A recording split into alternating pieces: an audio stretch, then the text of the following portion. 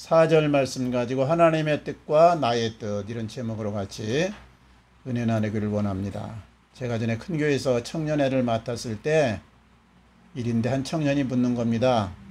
목사님, 제가 A도 알고 B도 알고 있는데 둘 다 나를 좋아하는 것 같은데 상황이 이렇습니다. 누구와 결혼한 것이 하나님의 뜻 같습니까? 또 한 청년은 묻는 거예요. 목사님, 제가 이번에 대학을 이제 졸업하게 되는데 대학원 진학을 할지 취업을 할지 좀 여러 가지로 갈등이 됩니다. 어느 쪽이 하나님이 기뻐하는 것일까요? 또 한 집사님은 묻는 겁니다. 이번에 이제 이사를 하게 되었는데 이참에 좀 무리하더라도 집을 좀 사는 것이 좋겠습니까? 아니면 그대로 돈에 맞춰서 전세를 얻어 이사하는 것이 좋겠습니까? 그래서 제가 그때 그쪽 방향으로 그렇게 전문가도 아니고 또 뭐 기도하면 하나님의 음성이 막 들리는 것도 아닙니다. 그래서 저도 딱히 뭐 답을 낼 수가 없어서 그래요, 기도해 봅시다, 그렇게 대답을 하고 좀 있다가 그분들에게 말했습니다. 스스로 기도해 보고 잘 결정하시기 바랍니다. 우리는 살면서 무엇을 선택해야 될지, 어느 길로 가야 될지 이렇게 참 어려울 때가 있습니다. 결단의 순간을 만났지만 어떤 선택을 해야 될지 하나님의 뜻을 알 수 없을 때가 참 많습니다. 내가 이번에 졸업하고 신학교를 갈지 아니면 또 일반 대학원을 지나갈지, 아니면은 내가 신학교를 졸업하게 되는데 목회를 시작해야 될지 아니면 해외 선교를 가야 될지, 만약 해외 선교를 가게 되면 어느 나라로 가야 할지, 취업을 해야 될지 사업을 해야 될지, 그리고 사업을 하면 어떤 사업으로 시작하는 것이 좋은지, 우리는 이럴 때마다 하나님의 뜻을 알기를 원합니다. 하나님의 뜻 참 좋은 것이죠. 그러면 하나님의 뜻이 무엇이냐? 이 하나님의 뜻은 성경에 나와 있는데요. 오늘 말씀 우리 디모데전서 2장 4절 말씀 보세요. 하나님은 모든 사람이 구원을 받으며 진리를 아는데 이르기를 원하느니라. 모든 사람이 구원을 받고 진리를 아는데 이르기를 원합니다. 또 요한복음에 오면은요, 6장 40절에서 우리 예수님이 말씀합니다. 내 아버지의 뜻은 아들을 보고 믿는 자마다 영생을 얻는 이것이니라. 그러니까 하나님의 뜻은 뭐예요? 예수 그리스도를 믿어서 구원받고 하나님의 자녀가 되는 것, 이것이 하나님의 뜻입니다. 사실 하나님은 우리를 부르셔가지고 뭐 세상에서 잘 살게 하거나 많은 사람보다 높여주거나 아니면 아들, 딸들 뭐 잘 되게 하고 이런 데에 대한 관심보다는 어떻든 우리를 불러서 구원의 판결에 들게 하고 거듭나게 해서 하나님의 복음을 전하는 요긴한 인물로 그렇게 쓰시기를 원한다는 이 사실입니다. 어떤 분은 이렇게 말해요. 아니, 하나님은 전지전능하신 분인데 하나님이 꿈이나 환상에서 한마디만 하시면 될 텐데, 아무개야 너 빨리 예수 믿고 구원 얻어라, 그렇지 않으면 영원형벌 지옥으로 떨어져 파멸되느니라. 이 한마디만 해주시면은 모든 사람들이 정신 차리고 교회 나오고 예수 믿을 텐데 뭐 이렇게 꼭 사람을 통해서 일합니까? 이렇게 이야기해요. 어떻게 들으면 맞습니다. 우리는 이제 제한적인 인간이기 때문에 영원하시고 무한하신 그 하나님을 완전히 알 수는 없는데요. 어떻든 하나님은 일하실 때 사람을 통해서 일한다는 이 사실입니다. 그래서 보세요. 이스라엘을 해방시킬 때는 하나님이 직접 나서기보다 모세를 불러서 앞세워서 그렇게 일하십니다. 가나안 땅을 정복하는 데는 여호수아를 들어서 그렇게 쓰십니다. 그리고 이스라엘 백성들에게 하고 싶은 말이 있을 때에는 개개인에게 우렁차게 말씀하는 것이 아니라 선지자를 통해서 그렇게 말씀하셨습니다. 초대교회 때도 그렇습니다. 예루살렘 교회를 이렇게 세우고 이끄는 데 있어서 사도 베드로 그리고 요한 사도를 들어가지고 그렇게 지도자로 세워가지고 하나님이 예루살렘 교회를 이끄셨습니다. 또 이방 선교에 있어서는 바울과 바나바를 들어서 파송해가지고 그렇게 복음을 듣도록 하셨습니다. 그러니까 하나님은 그분 일을 할 때 직접 하시기보다는 우리 사람을 들어서 일하시고 사람을 통해서 말씀하신다는 이 말씀입니다. 우리 로마서 10장 13절 말씀인데요. 누구든지 주의 이름을 부르는 자는 구원을 얻으리라. 그러면서 듣지 못한 이를 어찌 믿으리요. 전파하는 이가 없으면 어찌 들으리요. 아름답도다 좋은 소식을 전하는 자들의 발이여함과 같도다. 하나님은 전지전능하시고 무소부재 어디나 계시는 분이지만은 하나님은 영입니다. 영. 그래서 육으로 살아가는 이 사람들에게 하나님의 뜻을 알리고 복음을 전하는데 사람이 필요한 것입니다. 그리고 그 일을 누구에게 맡기를 원하느냐? 먼저 구원받고 하나님의 자녀 일꾼으로 세움받은 우리들을 통해서 적극적으로 그렇게 일하기를 원하는 것입니다. 그래서 하나님의 뜻은 모든 사람이 구원을 얻고 예수 믿어서 하나님의 자녀 되는 것이다. 그 다음에 또 이 하나님의 뜻이 나옵니다. 데살로니가전서 4장 3절 말씀인데요. 하나님의 뜻은 너희의 거룩함이니라.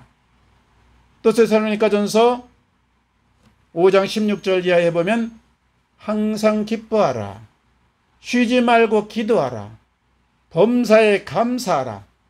이는 그리스도 예수 안에서 너희를 향하신 하나님의 뜻이니라. 그러니까 이 예수를 믿은 성도들을 향한 하나님의 뜻은 거룩하게 사는 것이요. 항상 무슨 일을 만나든지 기뻐하는 것이요. 감사하는 일이요. 그리고 쉬지 않고 기도하면서 사는 일인 것입니다. 또 성경 곳곳에 하나님의 뜻이 나와 있습니다. 서로 사랑하라. 육체의 소욕을 죽이라. 마귀를 대적하라. 세월을 아끼라. 술 취하지 말라. 성령 충만을 받으라. 이건 뭐냐? 하나님의 자녀로서 살아가는 이 자세, 인격이 이렇게 돼야 된다는 것을 말하는 하나님의 뜻인 것입니다. 그러니까 종합해 보면 하나님의 뜻은 뭐예요? 우리가 적극적으로 복음을 전하고 하나님의 자녀답게 그 인격에 합당한 이 삶을 살아가는 것을 말합니다. 마태복음 6장 33절에 말씀하잖아요. 너희는 먼저 그의 나라와 의를 구하라. 그리하면 이 모든 것을 너희에게 더하시리라. 먹을 것을 구하고 쓸 것을 구하고 돈을 구하는 사람들에게 하신 주님의 말씀인데 너희는 하나님께 사탕 달라. 돈도 주세요. 권력도 주세요. 명예도 주세요. 우리 애들 1등하게 해주세요. 기도를 하는데 좋다. 먼저 하나님의 기뻐하는 뜻을 행하며 그의 나라를 구하라. 그리고 그것을 실천해 나가면 네가 구하는 이 다른 것들은 그저 덤으로 주겠다. 이러한 약속입니다. 그러니까 떼쓴다고 무조건 하나님이 주시는 것이 아니고 하나님의 뜻을 따라 행하는 자에게 하나님이 이런 것들을 더하신다. 이걸 약속했어요. 우리 하나님 아버지의 깊은 마음을 헤아려서 성숙한 자녀로서 자라가고 그리고 하나님의 축복을 받는 은혜가 넘쳐나시기를 주님 이름으로 축원합니다. 그런데요, 우리는 여기에 세계에 살고 있기 때문에 살아가는 과정에서 많은 문제들을 직면합니다. 보세요. 하나님의 뜻을 이루기를 원하기는 하지만은 우리가 먹고 살아야 됩니다. 호구지책입니다. 가정도 살펴야 됩니다. 또 나가서 일도 하고 땀도 흘려야 됩니다. 공부도 해야 됩니다. 많은 사람도 만나야 됩니다. 이런저런 문제에서 선택을 하고 기로에 설 때가 많습니다. 그런데 이런 삶의 일정에서 하나님의 뜻을 알고 따라가기가 그렇게 쉽지가 않습니다. 매 순간 선택에서 구체적인 하나님의 뜻이 무엇인지 알기가 어렵다는 말이에요. 우리가 살다가 어려운 문제를 만나서 사람을 불러내어서 물으면 곧 알려줍니다. 야, 내 생각에는 이렇게 하는 것이 좋겠다. 또 이런 방책이 있겠다. 어떤 때는 나도 잘 모르겠으니 어디 가서 물어보는 게 좋겠다. 즉각 답을 해줍니다. 또 아주 헷갈릴 때 점쟁이나 도사를 찾아가면 처방을 금방 해줍니다. 어디 마가 꼈으니 이번에 큰 구슬을 해서 그 말을 치우고 풀기 바랍니다. 동쪽으로 이사를 가야겠군요. 이리저리 하면 그 문제가 풀릴 겁니다. 현실적인 방향을 제시해 줍니다. 그런데 문제는 사람이나 점쟁이는 빠르게 답을 해주기는 하는데 그것이 정확한지 알 수가 없고 그리고 더 한계가 있다는 겁니다. 보세요. 우리 전에 김일성 사망일을 알아맞혀 가지고 유명해진 신진성이라는 점쟁이도 그 통계를 보니까요. 맞추는 확률이 20% 30%밖에 안 된다. 그러니까 그저 5개나 4개 중에 1개 정도 맞추는 정도다. 그러니까 의미가 없는 거죠. 오히려 헷갈릴 뿐입니다. 그래서 많은 분들이 전지전능하신 참 하나님께 답을 듣기를 원합니다. 그런데 하나님께 이런 구체적인 상황에서 물어보면 하나님이 즉각 답을 합니까? 보통 안 하십니다. 침묵으로 일관합니다. 그럴 때 우리가 어떻게 해야 되느냐? 내가 이런 삶의 정황에서 세미한 부분에서 결정을 내려야 될 때 하나님의 영광과 상관이 없다면 그것은 나의 취향 문제이지 하나님의 뜻과는 별 상관이 없다는 말입니다. 예를 들어서 내 아이를 사립학교에 보낼지 공립학교에 보내야 될지 헷갈린다.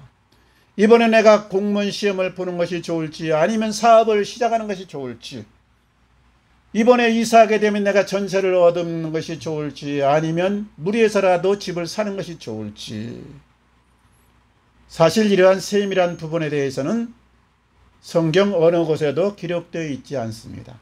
상황과 정황이 다르기 때문에 일일이 기록할 수 없는 것이죠. 하나님도 속 시원히 가르쳐주지 않는 것 같습니다. 왜 그렇습니까? 사실 우리가 이런 문제에서 하나님의 뜻을 알기를 원합니다만, 그런다고 말은 하지만 사실은 세상 답을 원하는 것이지요. 불확실한 이 세상에서 내가 선택해 가는데 전지전능한 하나님의 힘을 좀 빌려가지고 어떤 확실한 결과를 얻어내고 싶은 겁니다. 한마디로 말하면 어떤 선택이 앞날에 나에게 더 유익이 되겠는가? 어디를 가고 무슨 일을 해야 내가 세상에서 안정을 얻고 행복하게 살 수 있는가? 이것에 초점을 맞추고 물어보는 것 아닙니까? 물론 이런 기도를 할 수 있습니다. 그러나 이런 기도는 하나님의 뜻이 무엇입니까? 하는 것하고는 본질적인 다른 질문인 것입니다. 우리가 알 것은 이런 세미한 부분에서 각 상황에서는 하나님이 우리에게 자유의 의지를 주셨다는 것입니다. 내가 이것을 선택하고 저것을 선택할 수 있는 자유를 하나님이 나에게 주셨다는 것입니다. 그래서 우리가 큰 틀에서는 성경을 통해서 하나님의 뜻을 알 수 있지만은 매 순간순간 그 정황에서는 우리가 스스롭게 지혜롭게 결정하는 것이 필요한 것입니다. 사실 이런 문제들은 우리 고맙게도요, 여러 선생님들이 우리 삶에 필요한 많은 정보 지식들을 이미 그렇게 연구해 놓았습니다. 그러니까 스스로 필요한 부분에 있어서 찾아보고 공부를 하면서 결정해 나가기 바랍니다. 그래도 모르겠으면 그 분야의 전문가를 찾아가면 됩니다. 예를 들어서 몸이 아프다 그러면 우리가 기도를 하지만 기도만 하지 말고 병원을 찾아서 의사와 상담하기 바랍니다. 돈을 벌고 싶다 그러면 어떻게 해요? 성경만 뒤진다고 돈 버는 방법이 나왔습니까? 세미한 부분이 안 나왔어요. 경제 전문가를 찾아서 의논하는 것이 빠릅니다. 대학을 어느 쪽으로 갈까? 대학 진학 상담가가 있습니다. 그분을 만나서 의논하는 것이 좋습니다. 그러므로 우리가 살면서 늘 공부하고 생각하면서 선택해가면서 이 육신 삶에서 삶의 역량을 스스로 키워가는 이 자세가 필요한 것입니다. 그리고 우리가 영적으로 보면 성숙한 믿음으로 나가기를 바랍니다. 사람은요, 보통 내 꿈과 내 소원 성취를 위해서 종교를 갖기 시작하고 신을 찾고 합니다. 사실 우리가 교회 나온 것도 지푸라기를 잡는 심정으로 나오는 분들도 있고 절박한 심정으로 하나님의 도움이 필요해서 나올 때도 있습니다. 우리가 출발은 그럴 수가 있습니다. 그런데 이 세상 종교하고 기독교는 그 지향점 방향이 좀 다릅니다. 세상 일반 종교는 내 꿈과 내 소원 성취가 지향점이고 목적입니다. 우리 기독교 신앙은 하나님의 영광에 초점이 맞춰 있고 하나님의 뜻을 지향하는 데 그 목적이 있는 것입니다. 그러니까 내 소원 성취가 목적이 아니고 하나님의 뜻을 이루고 하나님의 기뻐하는 삶을 사는 것이 우리 방향이다 이 말이에요. 그러니까 우리가 혹시 내 소원 성취를 이루기 위해서 교회를 나왔다고 할지라도 하나님은 하나님의 기쁘신 뜻을 이루기 위해서 우리를 부르셨다는 이 사실을 잊어버리면 안 됩니다. 그래서 내가 진정 하나님의 기뻐하는 삶으로 살려고 하면은 내가 원하는 즐거운 삶이 아니라 하나님이 원하는 진짜 알찬 삶을 사는데 이 초점을 맞춰야 됩니다. 이 삶의 자세만 바로 되어 있다고 하면 삶의 각 정황 세미한 부분에서 하나님의 뜻을 분별하는 것은 그렇게 어렵지가 않습니다. 하나님의 이 마음, 하나님의 계명이 무엇입니까? 우리가 크게 봐서 하나님 사랑이요 이웃사랑 아닙니까? 그러니까 우리가 무엇을 선택하고 결정해 나갈 때 하나님의 사랑과 이웃사랑 안에서 정해 나가면 되는 것입니다. 예를 들어서 술집을 하면 대박을 낼 수 있다. 이걸 알았어요. 그런데 이것이 하나님의 사랑과 이웃사랑과는 배치가 된다. 멀다. 그러면 우리가 다른 업으로 바꿔야 되겠죠. 또 사회 아이템이 아주 좋은 것이 생각났어요. 그런데 주일날 예배를 드릴 수가 없다. 그러면은 결국은 하나님과 멀어지게 하는 것 아닙니까? 그러니까 이것은 하나님의 뜻이 아닌 것이죠. 어느 선택이 세상을 살아가는데 내게 유리하냐 유익되냐 여기에 초점을 맞추기보다 이 선택이 정말 하나님을 사랑하고 이웃을 사랑하는 열매를 맺히는 범주에 있느냐 이것을 우리가 기준으로 결정해야 된다 이 말씀이에요. 다음은 이 성령의 내적 증거입니다. 성령이 우리 안에 오셔서 나와 함께 계시는데 그 성령의 내적 증거에 우리가 귀를 기울여야 된다는 말씀이에요. 무엇을 결정하려고 할 때 하나님의 뜻이 아니면 성령님이 우리 안에 내주에 계셔서 자꾸 우리로 하여금 불편한 마음을 주시는 것입니다. 기도를 하면 할수록 마음이 불편해집니다. 그러면 대부분 하나님의 뜻이 아닙니다. 하나님의 뜻이면 기도하면 편해집니다. 감사가 나옵니다. 그러므로 중요한 결정을 할 때는 술집 가서 친구 불러내서 의논하지 말고 꼭 하나님 앞에 나가서 기도하기 바랍니다. 예를 들어서 직장에 이번에 사표를 내야 될까 말까 할 때 사람과 의논을 하면요 빨리 대답을 해주는데 자기 수준에서 조언을 해줍니다. 정답이 아닐 확률이 많습니다. 그러므로 사람을 붙들고 이야기하지 말고 사람 말은 참고는 하되 늘 기도함으로 성령의 인도를 따라가기 바랍니다. 우리가 간절히 기도하면 성령은 평안 가운데서 우리를 선한 길로 인도하신다. 믿으시기를 바랍니다.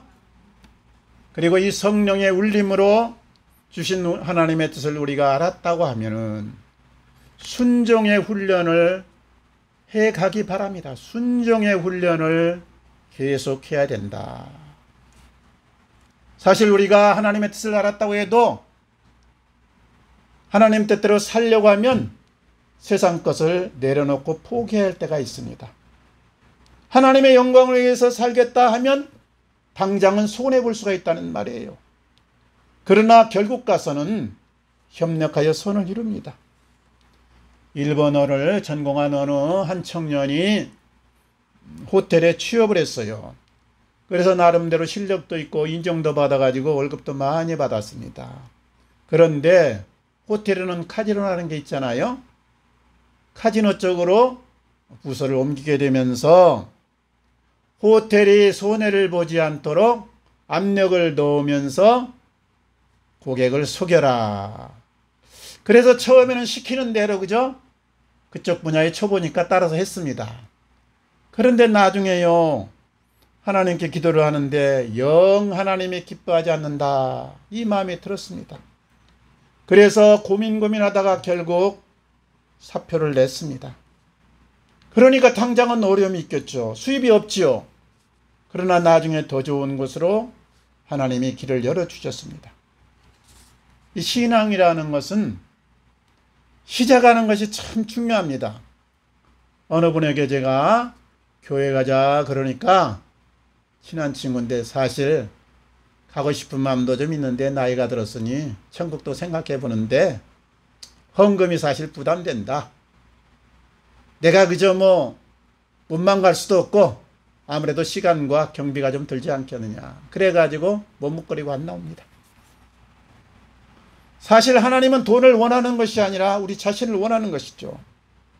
내가 뭐를 하나님께 드려서 하나님이 나를 사랑하는 것이 아니고 하나님은 내 모습 이대로 그냥 나를 사랑하시고 좋아하시고 그리고 기뻐하는 것입니다. 그래서 하나님은 하나님을 찾아 나오고 그저 예배만 드리고 찬송만 해도 하나님은 기뻐하시는 겁니다. 반대로 이것저것 너무 앞서서 생각하며 머뭇거리면 하나님은 기뻐하지 않습니다. 그냥 있는 이 모습, 나의 실체 그대로 마음을 들이면서 시작하는 것이 좋습니다. 그리고 혹 헌신하고 헌금하는 것이 부담되면 안 하면 됩니다. 그리고 헌금과 헌신을 하고 싶으면 부담이 안 되고 감사한 마음으로 기쁨으로 할 수 있는 데서 하시기 바랍니다. 사실 모든 것은 다 하나님의 것입니다. 물질도 건강도 세상 나에게 주어진 모든 것은 하나님의 은혜입니다. 그러나 이것이 아직 내 것이다 여겨지면 그냥 내 것으로 쓰기 바랍니다. 하나님은 억지로 내는 것을 기뻐하지 않습니다. 내가 기쁨으로 순종하는 것만큼 그래서 하나님은 나를 들어쓰시고 내가 감사함으로 드린 것만 하나님이 받으시는 것입니다. 그렇기 때문에 신앙생활을 하려면 너무 조급해하지 말고 조금씩 한 걸음 한 걸음 그렇게 하면서 점점 하나님의 깊은 은혜 가운데 접어들고 성숙한 분량으로 나가기를 바랍니다. 우리 이야기 하나만 하고 마치겠습니다. 베소트 루짐바나라고 있습니다. 베소트 루짐바나 우리나라 사람은 아니겠죠. 르완다 사람인데요. 르완다 그러면 참 여러 가지 갈등이 많은 나라입니다. 우리보다 더 어렵고 힘든 나라인데요. 살기 자체가 생존 자체가 녹록지 않는 땅입니다. 1990년에 한 아이가 태어났는데요. 그가 4살 때 1994년 4월 7일부터 100일에 걸쳐서 투치족 대학살 사건이 있었습니다. 아주 유명한 사건이죠. 그때 많은 몇백만의 사람이 죽었습니다. 아주 몰살을 당했다니까요. 그때 이 메소드 루짐바나도 부모를 잃고 형 3명을 잃었습니다. 간신히 고모와 누나 둘이서 그렇게 자기와 함께 피할 수 있었습니다. 그래서 피난길에 올라서 공동생활을 하는데 생활이 너무나 연약합니다. 죽는 사람도 많이 생겼습니다. 그때 캠페션이라는 이 국제 구호단체에서 연결을 해줬어요. 미국의 제니퍼 러스티 부부를 후원자로 연결해 주었어요. 그래서 1995년부터 2015년까지 20년간 후원을 받으면서 생활하면서 그렇게 버텨낼 수가 있었습니다. 그리고 그들을 통해서 예수 그리스도를 알고 나서 교회 나갔고 찬양의 탤런트가 있어서 헌신을 했습니다. 그러나 마음 한쪽에는 늘 한이 있었어요. 내가 빨리 커서 군대에 들어가 총칼을 잡게 되면 내 가족을 죽인 원수를 처단하리라. 그 어린 마음에 상처가 되어가지고 자기 부모와 형들을 죽인 그 사람들 명단을 늘 소지하고 다녔습니다. 잊어먹지 않으려고. 언젠가 내가 보복하겠다고.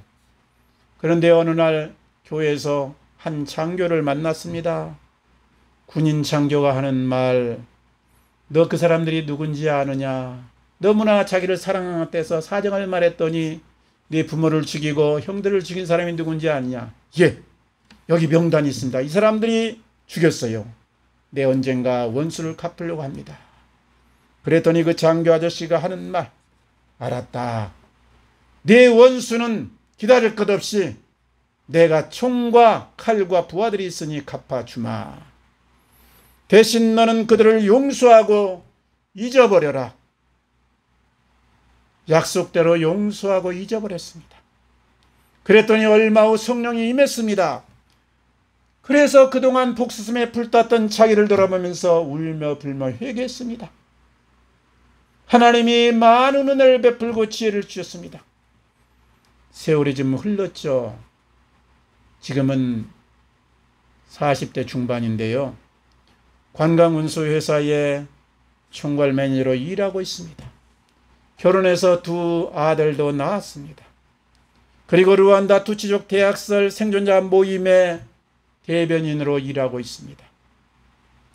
곳곳을 다니면서 예수 그리스도의 생명과 하나님의 사랑을 전하고 있습니다. 이분의 이야기는 아버지의 마음이라는 영화로 한 달 후쯤 나온다고 그렇게 신문에 났더라고요. 메소드 두즘 바나시는 이렇게 말합니다. 진정 복음 안에 거듭난 제니퍼 레스티 후원자 덕분에 내 마음에 한과 복수심을 내려놓을 수 있었고 예수 그리스도를 만났고 하나님의 사랑을 알게 되었습니다. 하나님은 우리에게 어떤 상황에서도 함께 하신다 약속하셨습니다. 이 생명 다하는 날까지 주의 복음과 사랑을 전하며 살기를 원합니다. 이런 고백을 했어요. 사랑하는 우리 성도님들, 우리가 늘 하나님과 동행하며 사시고 하나님의 뜻을 이루면서 하나님의 이 사랑을 나누면서 예수 그리스도의 생명의 복음을 전하는 승리의 삶을 사시기를 우리 주님 이름으로 축원합니다. 같이 기도하겠습니다. 아버지 감사합니다. 부족하고 약한